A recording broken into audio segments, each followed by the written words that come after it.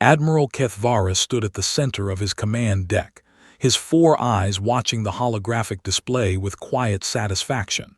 His flagship, the Eternal Dominion, was the pride of the Velori hegemony. It had brought 17 star systems under hegemony control. Today, it would add another species to that list. The human convoy appeared on his sensors as small dots of light, 5 vessels in total. They moved slowly through the empty space at the edge of Velori territory. Kethvaris studied them with the calm patience of a predator watching weak prey. "Tactical analysis complete, Admiral," his senior officer reported. The officer's scales shifted from blue to pale green, showing his confusion. "These vessels have no energy shields. Their hull armor is basic metal alloy. Point defense systems are minimal at best." Kethvaris made a clicking sound with his mandibles. This was the noise his species made when something amused them. "And their crew? What does our scan tell us about their military training?" The officer checked his console twice before answering. He seemed to think there was an error. "Admiral, fewer than 12% of the human crew members have attended any military academy. The rest are listed as civilian contractors, merchant sailors, and emergency volunteers." "Emergency volunteers," Kethvaris repeated. He let the words hang in the air. Around him, his bridge crew made their own clicking sounds. The idea was absurd. Who sent untrained civilians into space where they might meet hostile forces? The Velori had ruled their corner of the galaxy for over 1,000 years. Their naval officers trained for decades before commanding even a small patrol ship. Their soldiers drilled in combat formations until the movements became automatic. This was the proper way to build military power. This was how civilized species conducted warfare. These humans clearly did not understand such things. "Open a communication channel," Kethvaris ordered. "Let us speak with these primitives." The main display flickered and then showed a human face. Kethvaris studied the creature with interest. It had only 2 eyes, both facing forward like a predator. Its skin was a warm brown color, lined with marks that suggested age. The human wore a simple uniform with no medals or decorations. "I am Admiral Kethvaris of the Velori hegemony," he announced. "You have entered our territory without permission. You will power down your engines and prepare to be boarded. Your vessels and crew are now property of the hegemony. Resist, and you will be destroyed." The human listened to his words without any change in expression. When Kethvaris finished, the creature simply nodded once. "I am Captain Chen of the merchant convoy Hope's Light," the human replied. Her voice was calm and steady. "We were traveling to the colony on Kepler 442b. We did not know this space belonged to anyone. We mean no offense to your hegemony." "Your intentions do not matter," Kethvaris said. "Power down your engines." "I'm afraid I cannot do that, Admiral." Kethvaris felt his scales shift color with surprise. This was not the response he expected. Most species begged for mercy at this point. Others tried to run. None had ever simply refused. "You cannot do that," he repeated slowly. "Captain Chen, you have 5 small vessels with no shields and untrained crews. I have 12 warships designed for exactly this purpose. You cannot win this fight." "Probably not," Chen agreed. "But we will not surrender our ships and our people. We will not become anyone's property. If you want what we have, Admiral, you will have to take it." The communication ended. Kethvaris stared at the blank display for a long moment. Then he made the clicking sound again, though this time it was quieter. "Curious creatures," he said. "Very well, all ships move to optimal firing range. Disable their engines first. I want those vessels intact for study." His fleet began to move. 12 warships arranged themselves in perfect formation, exactly as their training demanded. They approached the human convoy like wolves circling sheep. The tactical displays showed firing solutions, weak points, optimal angles of attack. Kethvaris began dictating his preliminary report to High Command. This was standard procedure after first contact with a new species. The hegemony needed to know what resources would be required to bring humanity under control.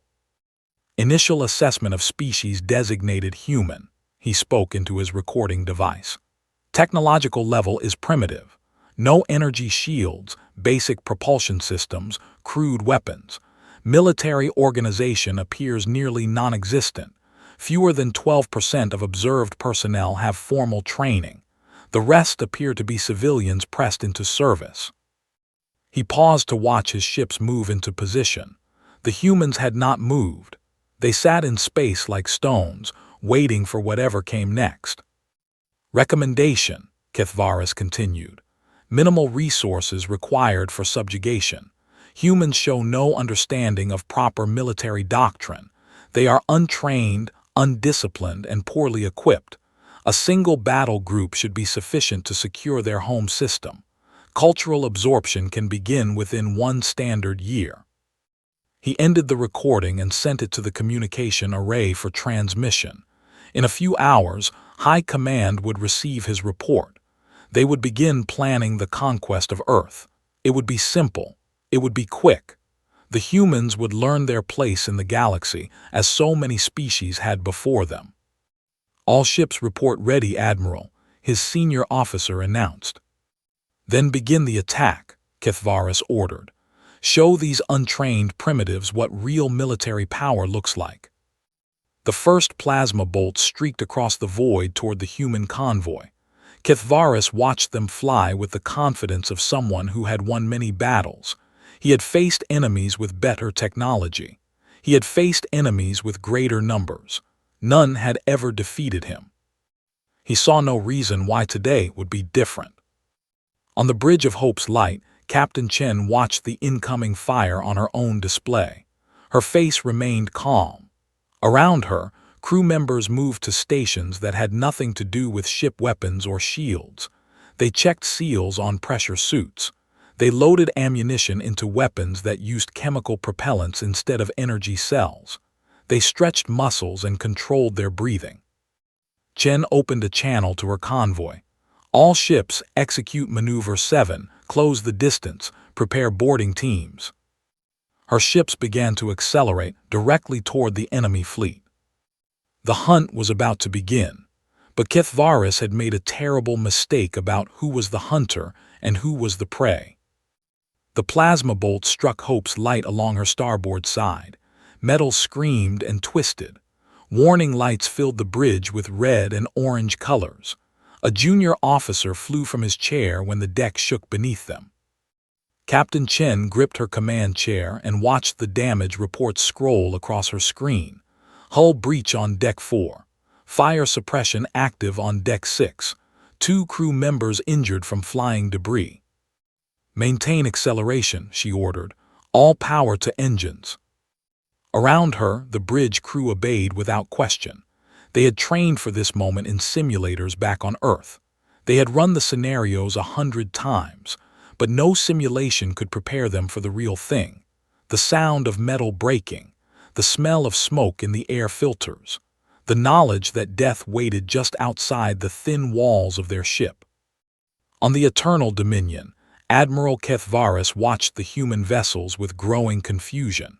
His tactical officer reported the same thing 3 times because none of them could believe it. Admiral, the human ships are not retreating. They are accelerating toward our fleet. That makes no sense, Kethvaris replied. They have no shields. Our weapons are tearing them apart. Why would they come closer?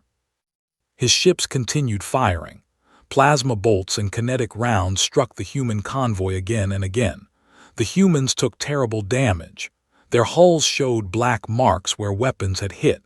Atmosphere leaked from multiple breaches.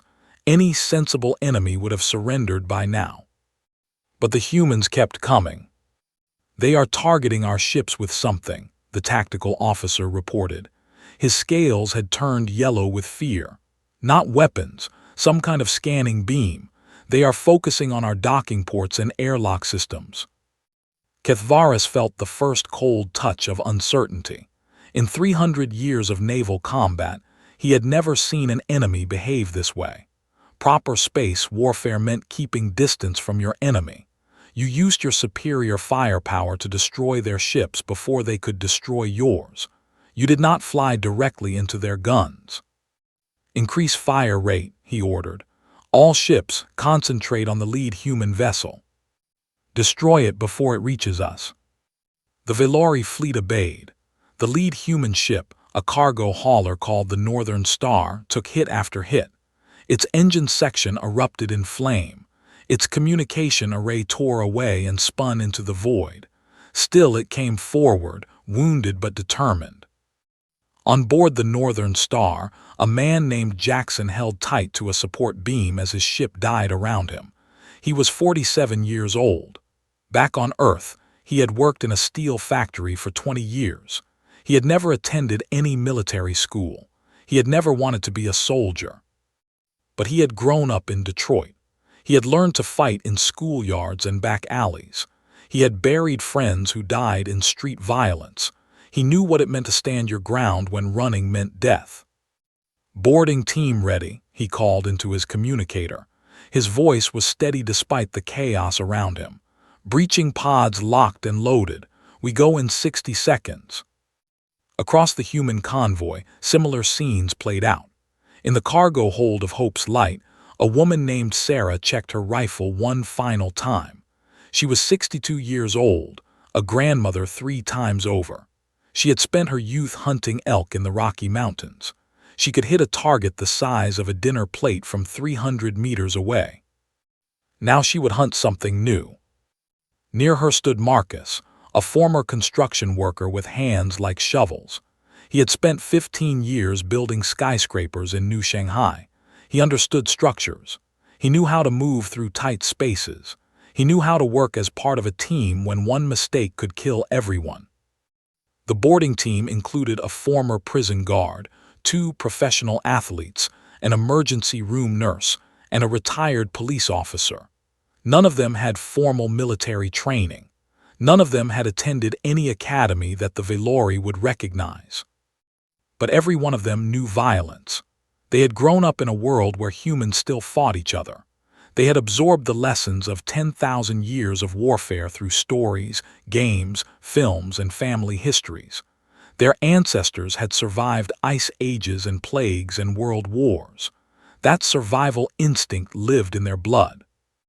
"Listen up," Captain Chen's voice came through every communicator in the convoy. "The Velori think we are untrained civilians. They think this fight is already over. They are wrong. Today we show them what humans are made of. Today we teach them why our species is still here after everything that tried to kill us." The human ships reached optimal range. They were battered and burning, but they had closed the distance. The Velori fleet suddenly found itself too close to use its long-range weapons effectively. The human ships had survived the gauntlet of fire through speed and sheer determination. Now came the next phase. "Launch breaching pods," Chen commanded. Along the hulls of every human ship, small pods detached and fired their engines. They shot toward the Velori vessels like angry hornets. Each pod carried 10 humans in pressure suits, armed with weapons that would have seemed primitive to any advanced species.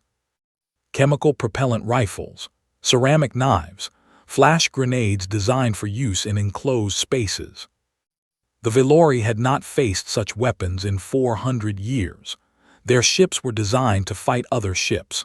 Their crews trained to manage systems and follow procedures. They had no protocols for what was about to happen.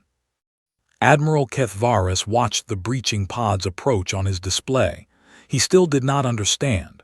Space warfare did not work this way. You destroyed enemy ships. You did not board them like ancient pirates. "What are they doing?" he asked. His tactical officer could only shake his head. He had no answer. The first breaching pod struck the hull of the Eternal Dominion. Its cutting laser burned through the metal in seconds. The pod opened like a flower, and armored figures poured into the ship. Then the boarding sirens began to scream. The sound filled every corridor and cabin of the flagship. It was an alarm that had not been heard in living memory. Most of the crew did not even know what it meant. But they would learn. The boarding sirens screamed through every deck of the Eternal Dominion. The sound was sharp and terrible, designed to wake the deepest sleeper and freeze the bravest heart. Velori crew members stopped in their tracks, their scales shifting to colors of confusion and fear. Lieutenant Velketh stood in the corridor outside the engineering section when the alarm began. He was 200 years old, a veteran of 6 naval campaigns. He had received medals for bravery. He had faced enemy fire without flinching. But he had never heard this alarm before. "What is that sound?" a young technician asked him. The technician's scales were pure white with terror. Velketh searched his memory. He had learned about this alarm during his first year at the academy. It was part of a history lesson about ancient warfare, back when ships still fought at close range. The alarm meant that enemy soldiers were inside the ship. "Boarding alarm," he said. The words felt strange in his mouth. "We are being boarded." Before he could say more, the wall at the end of the corridor exploded inward. Metal flew in all directions. Smoke and dust filled the air.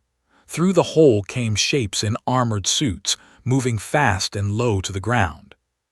The humans did not pause to assess the situation. They did not wait for orders or check their formations. They moved like predators, each one knowing exactly where to go and what to do. The first human through the breach was a woman with gray hair visible through her helmet visor. She was Sarah, the grandmother from the Rocky Mountains. Her rifle came up smooth and steady. She fired 3 times in 2 seconds. Each shot found its target. Velori crew members fell before they could even draw their ceremonial sidearms. These weapons had not been fired in combat for generations. Most officers carried them only for tradition. Velketh dove behind a support column as bullets flew past his head. He fumbled with his sidearm, trying to remember how to switch off the safety. His hands shook. His training had not prepared him for this. The humans moved through the corridor like water flowing downhill. They checked corners before turning them. They covered each other with overlapping fields of fire. They communicated with hand signals that needed no translation. This was not the clumsy violence of untrained civilians. This was something refined and deadly. Sarah reached Velketh's position. She did not shoot him. Instead, she spoke in a firm voice that her suit translated into Velori. "Hands up, do not move. You will not be harmed if you surrender." Velketh raised his hands. He had no other choice. His sidearm lay on the floor where he had dropped it. Around him, other crew members did the same. The fight in this corridor had lasted less than 30 seconds. Throughout the Eternal Dominion, similar scenes played out. Human boarding teams moved through the ship with terrible speed. They took control of key junctions and sealed off sections. They disabled weapons systems and captured crew members who offered no resistance. The Velori did not know how to fight this kind of war. Their training focused on managing ship systems during battle. They learned to operate weapons consoles and repair damage. They did not learn close-quarters combat because such fighting had been obsolete for centuries. The humans had no such limitation. On Deck 7, Marcus led his team toward the secondary bridge. He was the construction worker from New Shanghai, a man who had spent his life building things. Now he used that knowledge to take them apart. "Structural support here," he told his team, pointing at a section of wall. "Blow it and we create a shortcut, saves us 2 corridors." The team's demolitions expert placed a charge. They took cover. The explosion opened a new path directly into the secondary bridge. The Velori officers inside had no time to react. They were still trying to understand the reports flooding in from across the ship. Their displays showed red warnings everywhere. Multiple hull breaches, multiple teams of intruders, systems going offline one by one. Marcus stepped through the smoke with his weapon raised. Everyone on the ground, now. They obeyed. What else could they do? In his command center, Admiral Kethvaris watched the disaster unfold on his tactical display. Green dots represented his crew. Red dots represented the human intruders. The red dots were spreading through his ship like a disease. "How is this possible?" he demanded. "They are untrained civilians." His senior officer could only gesture helplessly. The answer was clear on the screens before them. The humans were not fighting like civilians. They were fighting like something else entirely. Kethvaris contacted the captains of his other ships. The reports were the same everywhere. Human boarding teams had breached every vessel in the fleet. They moved with coordination that should have been impossible without formal training. They adapted to obstacles instantly. They showed no fear. One captain reported that a human with a wound in his shoulder had continued fighting for 10 more minutes before accepting medical attention. Another reported that the humans had stopped their advance to rescue Valori crew members trapped by a fire. They killed without hesitation, but they also showed mercy to those who surrendered. This made no sense to Kethvaris. Proper enemies were one thing or another. They were either ruthless killers or compassionate souls. They did not switch between the two in the space of a heartbeat. A junior officer approached him with fear in every step. "Admiral, the humans have taken engineering. They control our reactor now, and they are approaching this deck." Kethvaris looked at the security feed showing the corridor outside his command center. Human figures moved down the hallway, checking each door and corner. They would reach him in minutes. He had commanded fleets. He had conquered worlds. He had never imagined ending his career like this. "Lock down the command center," he ordered. "Seal all doors. We will hold out as long as we can." The doors sealed with heavy thuds. Kethvaris drew his ceremonial sidearm and checked its charge. He did not know if he could bring himself to use it. He had never shot a living being outside of academy training simulations. Outside, the humans reached the sealed doors. They did not try to break through immediately. Instead, one of them spoke through the door's communication panel. "Admiral Kethvaris, this is Captain Chen. Your ship is ours. Your fleet is taken. Further resistance will only cost lives. Open these doors and surrender. You have my word that you and your crew will be treated fairly." Kethvaris stared at the communication panel. The voice was the same calm tone he had heard at first contact. The human captain sounded no different now than she had when she refused his demands. He began to understand that he had made a terrible mistake. Admiral Kethvaris stood alone in his command center, while his remaining officers huddled near the sealed doors. The humans had not breached the room yet. They waited outside with patience that seemed wrong for beings who had just torn through his ship like a storm. He needed to understand. Before he surrendered or died, he needed to know what he faced. Kethvaris moved to his personal console and accessed the hegemony's database on humanity. The information had been gathered by scouts and spy drones over the past decades. He had glanced at it before this mission, seeing nothing worth concern. Now he read it carefully. What he found made his scales turn pale. Humanity had existed as a species for approximately 300,000 years. For most of that time, they had fought each other. Wars over territory, wars over resources, wars over ideas and beliefs, wars that seemed to have no reason at all. The numbers were staggering. In their most recent century alone, humans had killed over 100 million of their own kind in organized conflicts. They had developed weapons capable of destroying entire cities in seconds. They had created poisons that could kill every living thing on a continent.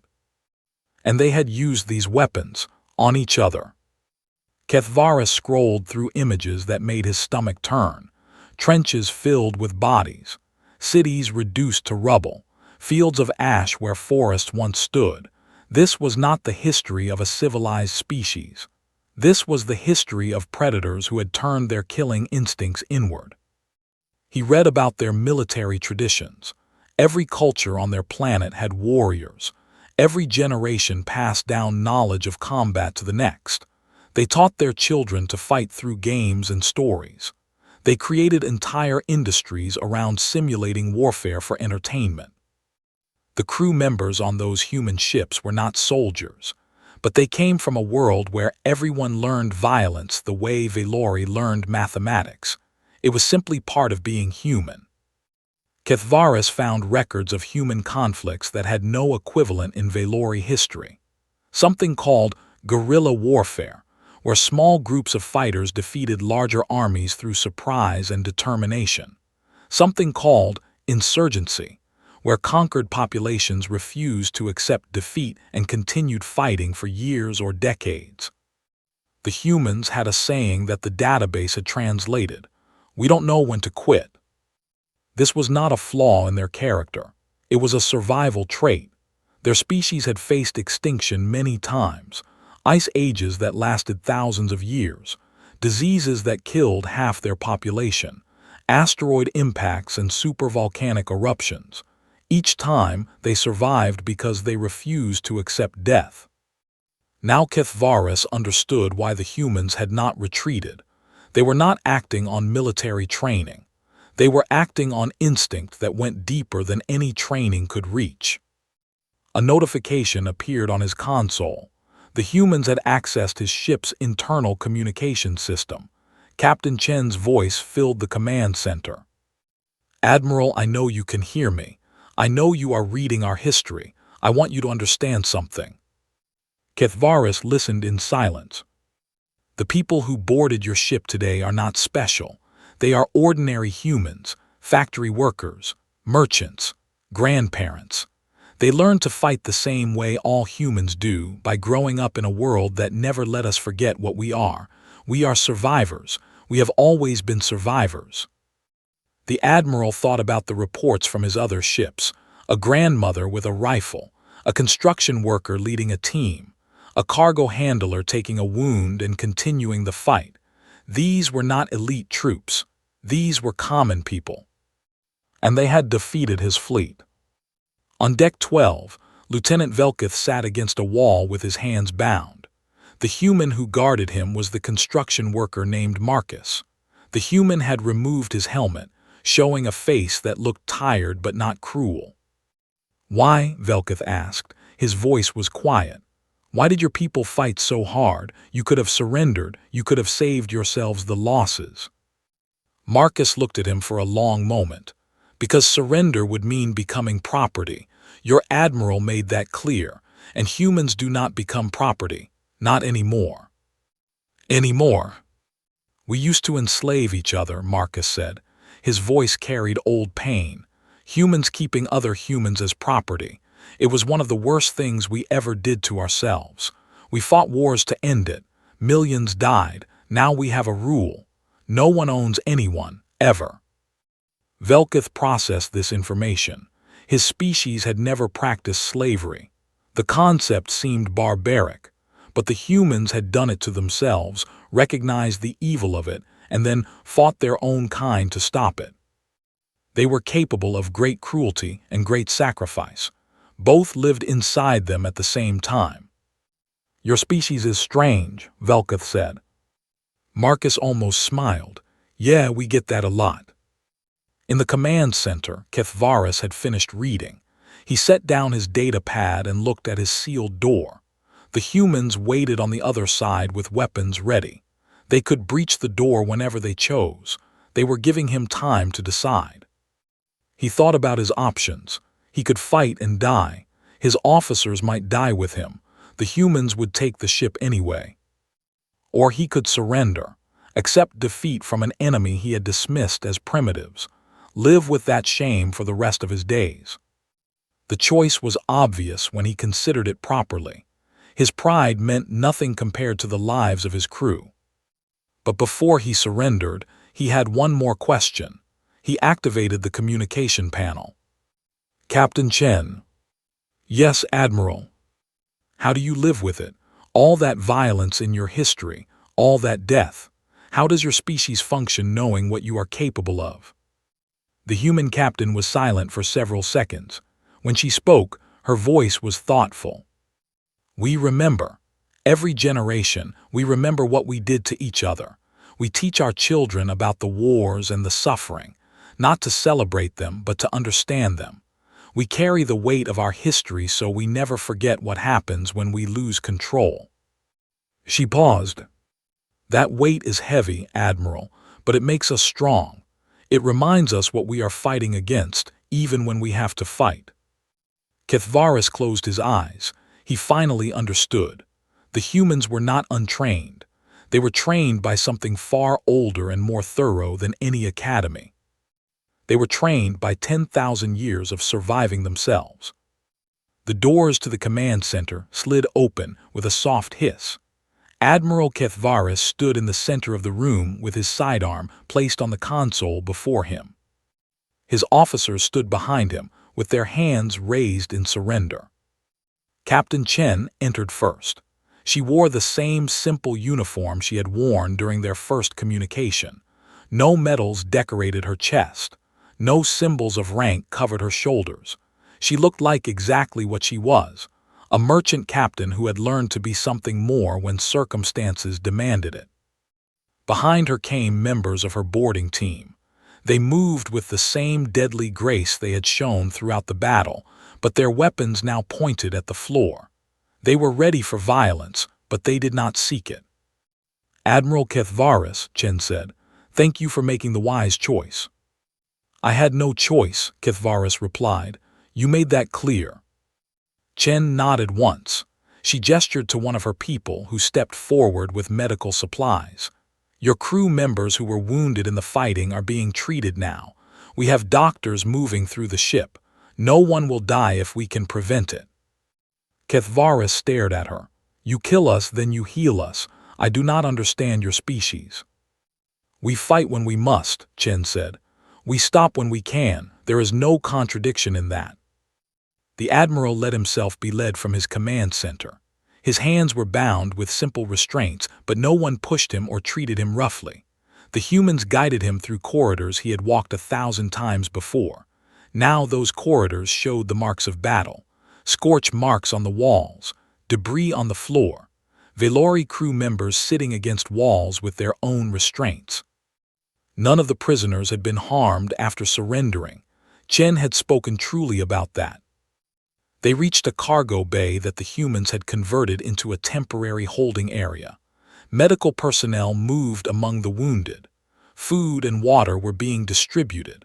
The grandmother named Sarah helped a Velori technician wrap a bandage around his arm, her rifle now slung across her back.